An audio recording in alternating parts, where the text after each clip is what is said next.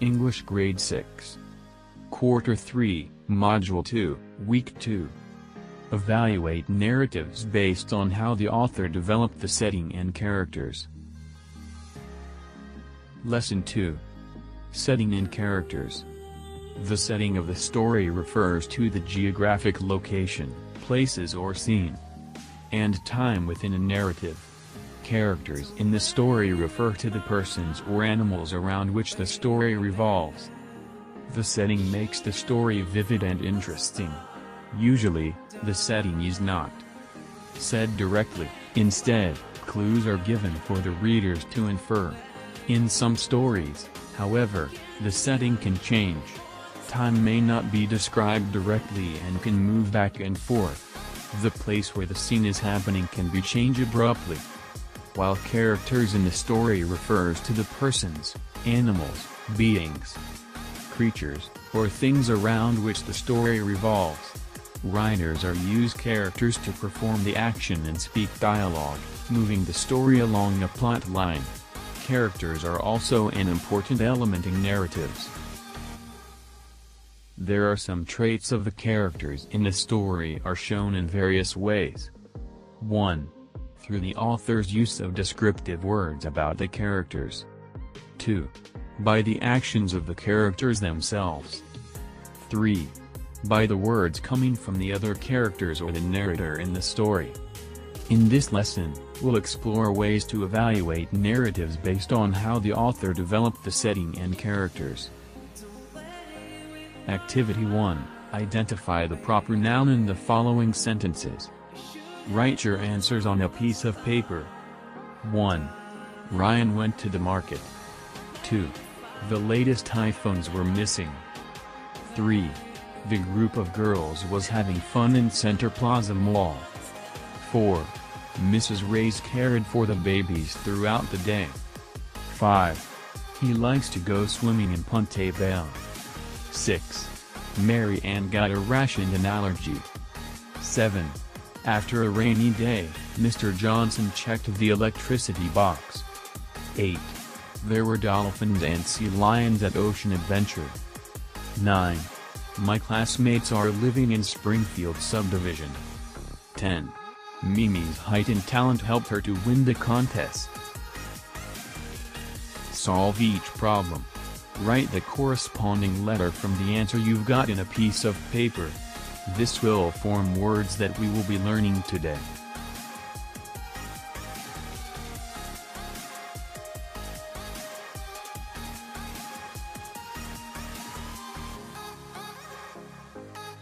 Setting is the time and place, or when and where, of the story.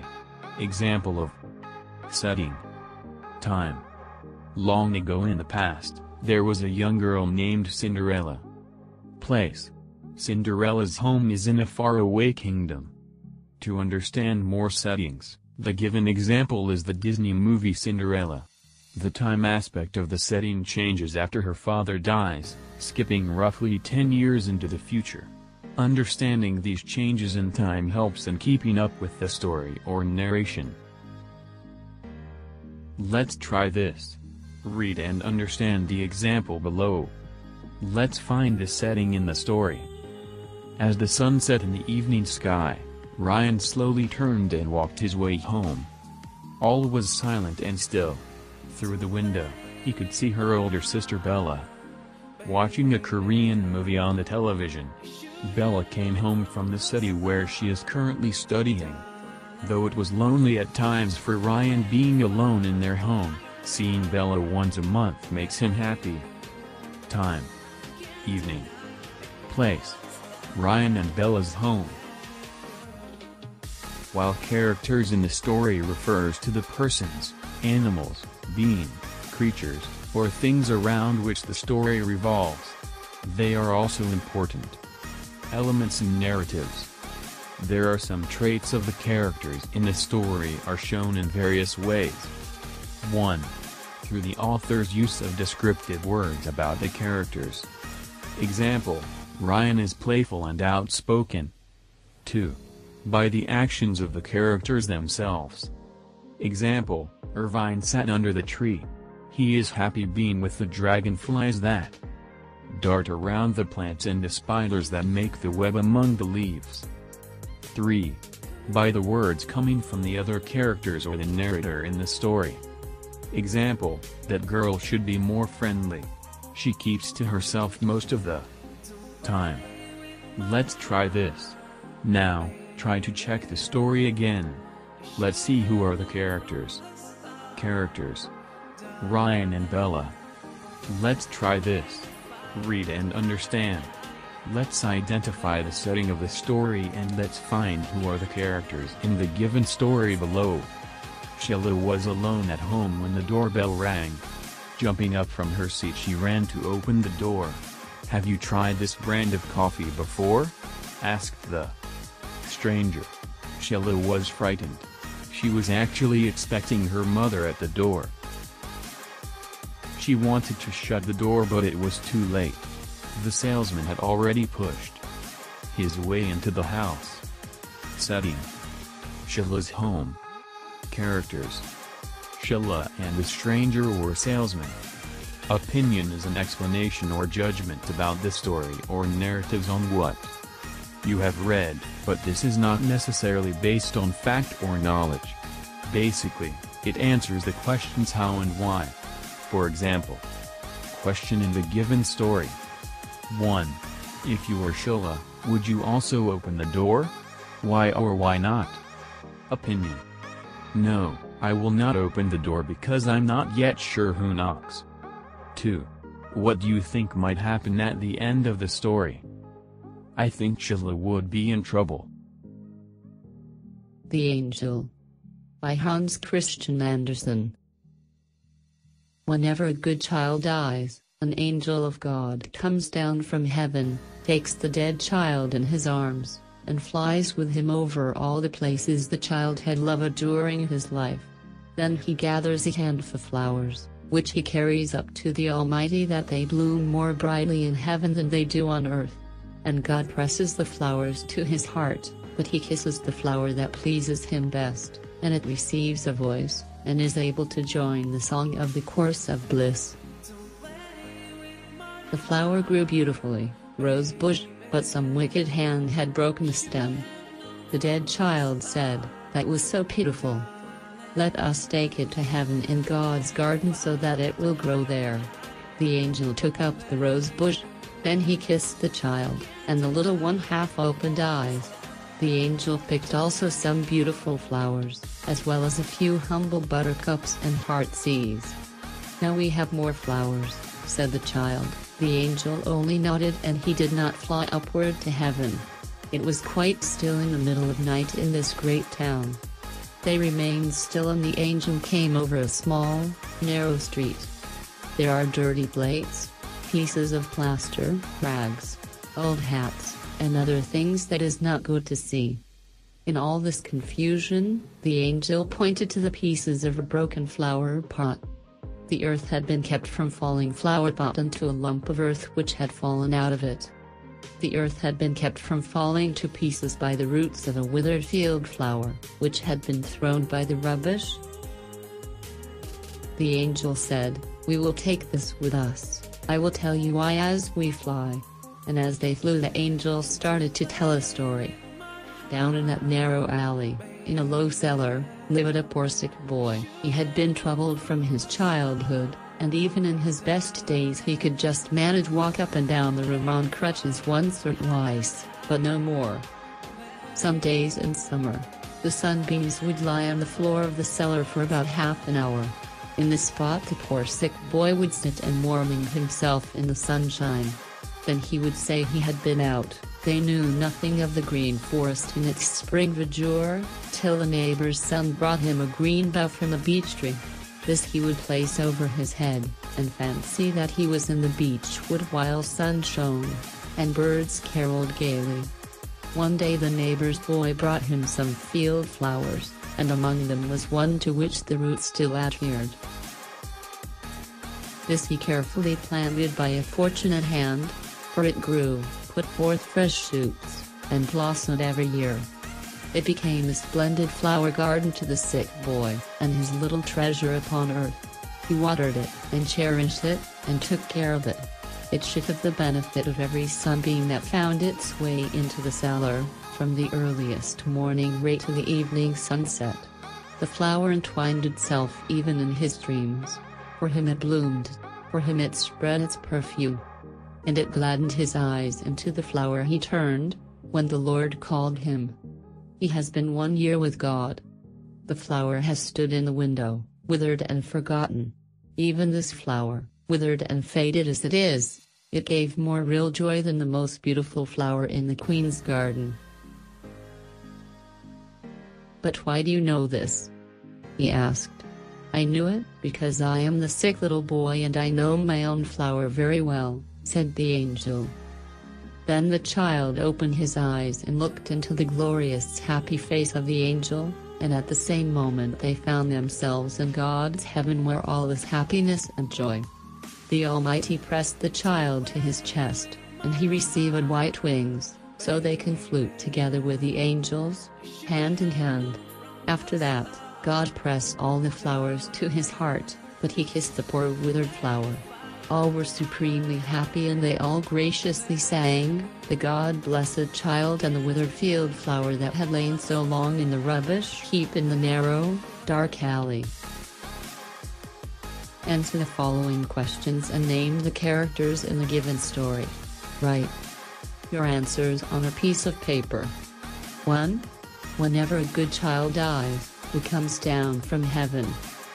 2. Who sends an angel to takes the dead child? 3. One spring day, who brought some field flowers to the little boy? 4. In the said story of the angel, who is the poor sick little boy that had been bedridden since his childhood? 5. Who takes the angel by his arms and flies with him all over the place? Activity 2. Identify the setting of the story. Match column A to column B. Choose the letter of the correct answer. Write it on a piece of paper. Column A. 1. Where the angel of God does come down from. 2. In this place, there was everlasting joy and happiness. 3. After they passed over the places where the child used to play, they came to. 4. It has given more happiness than the richest flower in what garden it is. 5. This place was the little sick boy's one and only treasure on earth. Column B. A. God's heaven. B. Beautiful garden. C. Queen's garden. D. Field flowers. E. Gardens with lovely flowers. F. Heaven. Activity 3. Read the following question. Write your answer on the given blank. 1. If you were the dead child, what would you feel if there's an angel taking you to heaven? Why? 2. Which flowers will you take to plant in heaven? Why?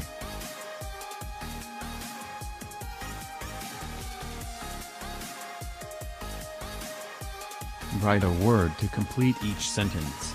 Get the word from the box. Characters. Time and place. Writers. Opinion. Vivid and interesting. Traits. 1. The setting of the story is the blank, or when and where, of the story. 2. Blank, in the story refers to the persons, animals, being, creatures or things around which the story revolves. 3. Blank, is an explanation, or judgment about the story or narratives on what you have read, but this is not necessarily based on fact or knowledge. 4. Blank, are use characters to perform the action and speak dialogue, moving the story along a plot line. 5.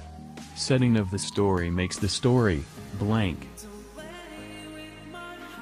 God Helps Those Who Help Themselves. By Anita A. Bagabaldo. Ching and Lu were brothers. They lived in a 4-story building with many other families. One early dawn in August 1968, the brothers were fall asleep in their room. Suddenly, They were awakened by the strong shaking of the building. Both brothers knew instantly that there was a strong earthquake. In a second, they found themselves buried under tons of bricks, cement and wood. Cheng and Lu could hardly move. "Come, Lu," Cheng said. "Let us try to get out." "How can I when I can hardly move?" whispered Lu. "Try, dear brother, and pray," Cheng said. But Lu did not move. On the other hand, Cheng tried to get out of the mounds of rocks and wood. He prayed to God to help. Later he touched the side of a wall. He got a piece of rock and tried to pound on it with all his might. "A miracle!" cried Cheng as he heard someone pounding outside the wall. "They heard me at last. I'll be saved." After long hours of waiting, Cheng saw a hole on the wall.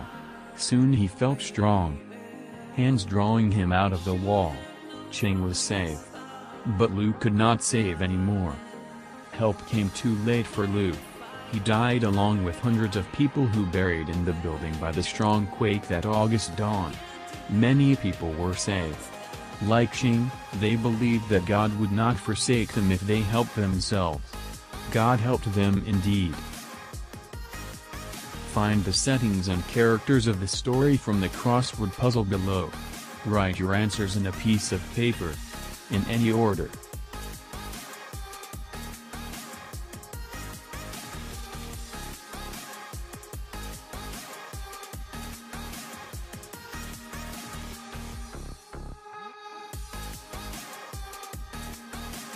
The Educated Man and the Peasant. From Stories to Get by G.D. Morris. Once upon a time, there was a young man from Bucharest who had just finished university. He was proud of his knowledge and smarts, and so decided to leave the big city and make his way teaching peasants in the countryside. Immediately, he was met with difficulties. He found that people didn't take too kindly to being considered more stupid than he, for he was 22 and most of the people that he met were much older. If he was to teach them, he would have proved that he was smarter. Feeling confident of his powers, he made a wager with the peasant. If the peasant couldn't answer the educated man's question, then the peasant would have to hand over 3 lei. The educated man chuckled to himself. "This is going to be easy money." The entire village gathered to witness the quiz. The educated man asked the first question, "What is the capital of England?"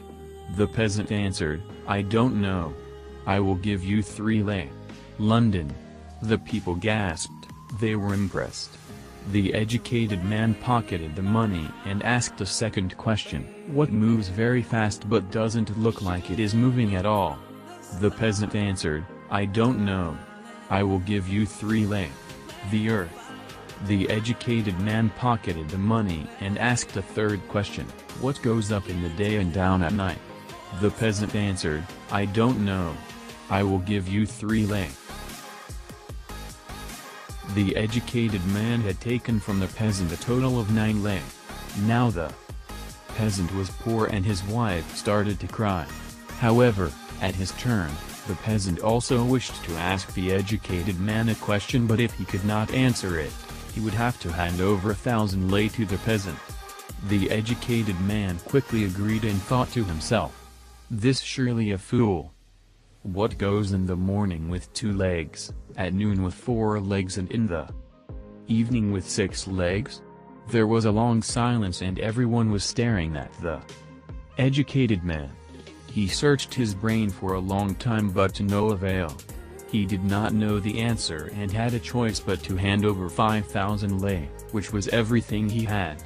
Afterwards, the educated man was curious and so asked, "So, what goes in the morning with 2 legs, at noon with 4 and in the evening with 6? The peasant answered, "I don't know. I will give you 3 lei. Activity 1. Enumerate at least 3 characters from the given story. In any order. Activity 2. Answer the questions by explaining your answer based on the given selection. Write your answers on the blanks. 4 pines. 1. Who is smarter, the educated man or the peasant? And why? Criteria.